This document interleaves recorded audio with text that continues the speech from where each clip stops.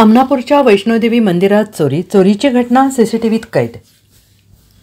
अमनापूर येथील येळावी अमनापूर रोडवरील वैष्णोदेवी मंदिरात पहाटेच्या सुमारास चोरीची घटना घडली आहे।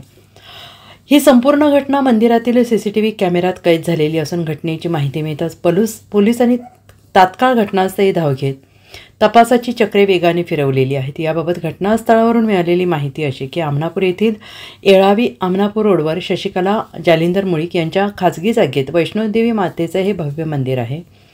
त्यामुळे शशिकला मुळीक या नेहमीप्रमाणे पूजेसाठी मंदिरात गेल्या असता त्यांना गाभाऱ्याचा दरवाजा उघडा दिसला।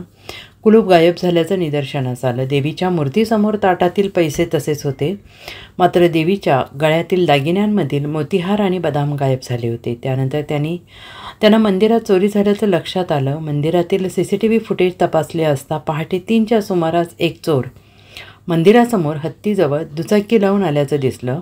त्याच्या हातात लोखंडी बारसारखे टोकदार हत्यार होते।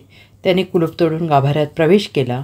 दागिन्यांची चोरी करतानाचे संपूर्ण दृश्य सीसीटीव्हीमध्ये स्पष्टपणे कैद झालं आहे आणि या घटनेची माहिती मिळताच पोलीस तात्काळ घटनास्थळी धाव घेतली आणि त्यानंतर कसून तपासणी सुरू केली असून चोराला पकडण्यासाठी वेगाने सूत्रे फिरवली जात आहेत।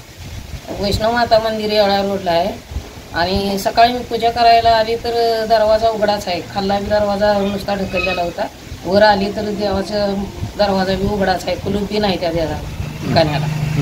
आणि आत जाऊन शिना गळ्यात नेलंय ती बी दिसलं नाही, कोणी नेले काय कळालं नाही।